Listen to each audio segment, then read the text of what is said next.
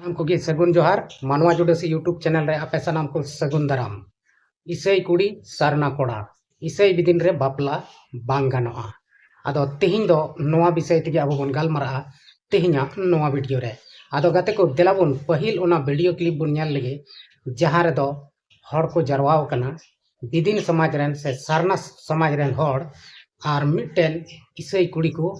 बापला इदी कना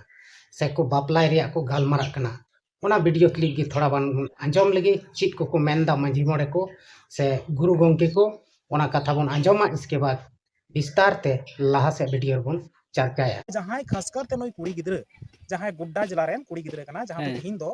इसई धर्म आया खुशी ते बगी कते थिन दो सरना धर्म में अपनार किदा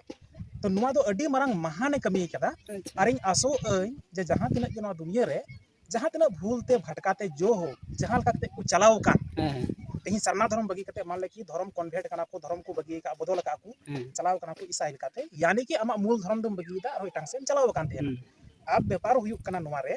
जे नुआ दो आबू लगी ते दो संताल समाज लगी ते दो या एसटी लगी ते दो माने अडी गी नुआ दो माने हानिकारक जिनिस तबे गाते को आबो नुआ वीडियो क्लिप को नेल किदा नुआ रे आयमा ढेर हड़ को जरवाव कना गुरु गोंके को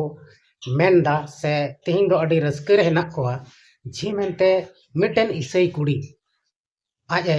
आया मोनेते से आया कुसीते उनी दो बिदिन कोड़ा रे से सारना कोड़ा रे बापला कना मेनते आदो उनी बापला कनाय अडी रस्के रिया कथा कान गया मेनखान मिटेन कुड़ी जुदी मिटेन कोड़ा ठे बापला खान से उनी कोड़ावा घारोंज रे हिजुक खान तबे उनी दो ओना घारोंज रेने लिखाआ ओना इयते उनी कुड़ी दो इसई कुड़ी कनाय और उनी दो आया इसई धर्म जहां तहे कान ओना दोय बगिया कना और सारना धर्म से बिदिन धर्म रे सेलेदो कना और बिदिन धर्म रे को बनाव दे कना और उनी बिदिन धर्म से बिदिन को बनाव कते उनी दो उनी बिदिन कोड़ा सला को बापलाय दिया माने सारना कोड़ा सला को बापलाय दे कना आदो नोंडे नुकु गुरु गोंके को मेन दो अडी खुशी अडी रस्के ले बुझेवदा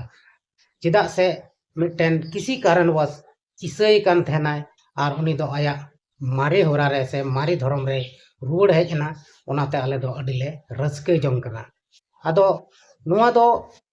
सरी कथा कान गया जे जहांटा गे आया धर्म ते एटा धर्म रेन हड़ को हजु खाय जहांटा नवा धर्म रे हजु कना ओना धर्म रेन हड़ से ओना धर्म रेन सामाजिक हड़ से समाज दो अडी रस्के सला उनी को आतंग दारामिया सेम उनका के तेही नोडे बिदिन बुहा अडी मौज को दाराम के दिया और उनी को बापलाय देखना आदो कथा हुयु कना बुहा को नोआ दो धर्म लेकाते कमी अडी मौज गया एनते बिदिन और इसई तलारे जोड़ाव दो उनका ते दो बांग हुयुआ जुदी उनकिन बनार बकिन मिद जतलेन से मिद धर्म रेन हड़ बंकिन होइलेन का उनकिना बापला दो अरुडिया गे तहना ओना इयतगी सनम समाज रेगे ईसाई समाज चाहे हिंदू समाज जहान समाज रेगे जुदी कोड़ाई बिदिन समाज रेन कना और उनी जुदी ईसाई समय बापला कना से ईसाई मेने खान उनी दो ईसाई लहाइया को ओना परेगे उनी को बापलाइया उनका गे नई कुड़ी हो बिदिन ईसाई धर्म में बगिया कना बिदिन धर्म में खुशिया कना से सारना धर्म में खुशिया कना ओनाते नई सारना धर्म से बिदिन धर्म अनुसार ते उनी को बापलाय लगी ओना को कथा गोटा केदा ओनाते उनी लगी ते जहां दाणे को मेना पिया मेरम से पिया सीम उनका की किछु मेना आना आदो ओना को एम कते उनी को बिदिनिया और बिदिन कते को बापला कया आदो नोआ दो अडी मौज रीति रिवाज कना और नोंका रीति रिवाज दो जोगाव दोहय दरकार कना नोआ रे दो जहान मिटेन बड़िया कमी दो बांग कना नोआ दो बेसा कमी कना धर्म रिया कमी कान गया इन हिसाब ते दो और एटा हड़ चित को मेनदा ओना दो इन हो बई लई दड़िया चिदा से आलेया घरों आलेया समाज दो बनार धर्म रेन हड़ मेना कोआ और आले दो बनार धर्म रेगे अडी मौज और रस्के सला मेना लेया आले रेन घरों रेन गिदरा को आले क्रिश्चियन घरों खोय नॉन क्रिश्चियन से बिदिन हो रेले जुड़ाव का गया से ईसाई खन बिदिन नोंका हले जुड़ाव का गया आले दो सनम से जोपड़ाव रे मेना लिया ओनाते किसी भी धर्म चला आले जहान नफरत से जहान बड़ी दो बनू लिया आले कुड़ी गिद्रा बिदिन घरों रेले एम का ईसाई ᱤᱥᱟᱹᱭ ᱨᱮᱱ ᱜᱤᱫᱽᱨᱟᱹ ᱵᱤᱫᱤᱱ ᱜᱷᱟᱨᱚᱸᱡᱽ ᱨᱮᱞᱮ ᱮᱢ ᱠᱟᱜ ᱠᱚᱣᱟ ᱟᱨ ᱵᱤᱫᱤᱱ ᱜᱷᱟᱨᱚᱸᱡᱽ ᱨᱮᱱ ᱜᱤᱫᱽᱨᱟᱹ ᱠᱩᱲᱤ ᱜᱤᱫᱽᱨᱟᱹ ᱤᱥᱟᱹᱭ ᱜᱷᱟᱨᱚᱸᱡᱽ ᱨᱮᱦᱚᱸ ᱞᱮ ᱮᱢ ᱠᱟᱣᱟᱫ ᱠᱚᱣᱟ ᱟᱨ ᱟᱹᱰᱤ ᱢᱚᱡᱽ ᱛᱮ ᱟᱞᱮ ᱫᱚ ᱡᱚᱛᱚ ᱦᱚᱲ ᱢᱟᱱᱮ गार्जियन गोगो बाबा सनाम पेड़ा पर्व सनाम जमा कते अडी मौज ते धूमधाम सलाह ले बापला साहा का कोआ मेनखान नोंडे जहां बुन बडाय किदा से बुन बडाय कना नोंडे दे हुयु कना इसई घरोज रेन परिवार उनको घरोज रेन गोगो बाबा दो नोंडे बाको सेले लेना से आर बाको सेले दो कना उनको मेन दो कना जी आलेया दो चित कमी मिना ओंडे दो मेनखान गाते को बयहा को मिश्रा को उनका दो बेस दो इन्या हिसाब ते दो उनको दो बांग को कमी लेदा चिदा से बांग को कमी लेदा आमरेन गिद्रे कनाय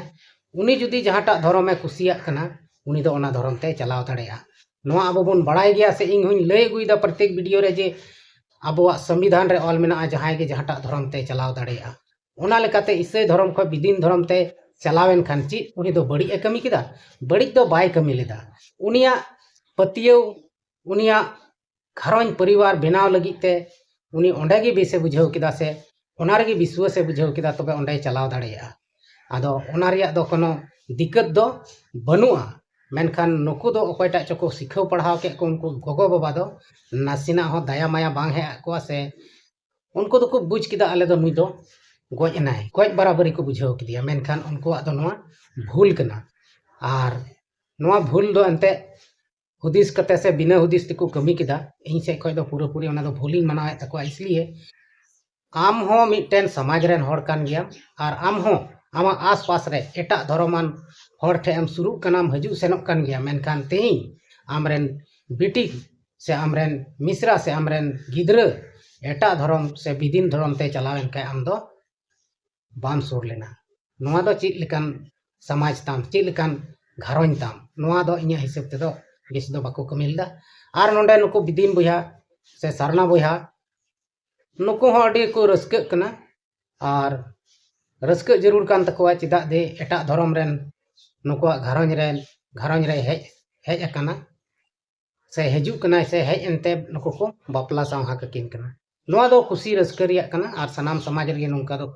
हुयु कान गया आदो इन्यो मेन दो नोआ गे से वीडियो माध्यम ते नोआ गिन बडाय चुए पिया अबो मानवा कना बोन हर कना बोन संताल कना बोन आदिवासी कना बोन अबो आयमा लेकाना धर्म बोन मनावेत कना मेनखान धर्म कखानते आलो बोन झगड़ा मा इन्यो दो नोआ गे मिटन रिक्वेस्ट प्रत्येक वीडियो रे एमदा जहां गे जहाटा धर्म में कुसियाता बोन उनी ओना धर्म करम मनाव चुवाय और अबो तलारे मौज गे दुलड़ तहन तबन मा और जुदी अबो तलारे दुलड़ तहन खान अबो समाज बखरा से अबो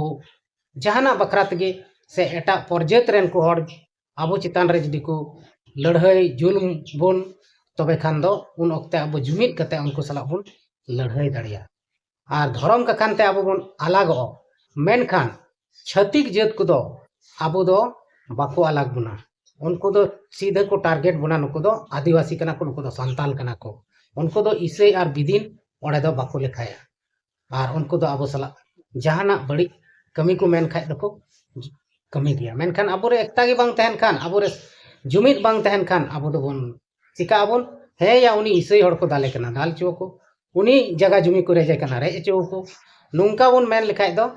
तेहेन उनी को रेजया गापा आम को रेजया उन रे उनी हम ठेन बाय गणोआ आदो ओना इयते अबो दो धर्म दो साइड का अबोन धर्म दो अलग अलग गिता बोन मेनखान अबो जात परिस से समाज दो मिटन गिता बोन तबे देलाबोन नोआ को बकराते अबो बोन बड़ाई किदा और तेहेन अबो सनाम हड़ जुमिदो रिया बोन कुरुमुटुइमा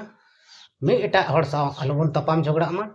सुलुक शांति ते जीवन बोन खंडा मा तबे तेहेना नोआ वीडियो दो नड़े गे मुचे तबना सनाम को गे सेन कोई मुचे जोहार।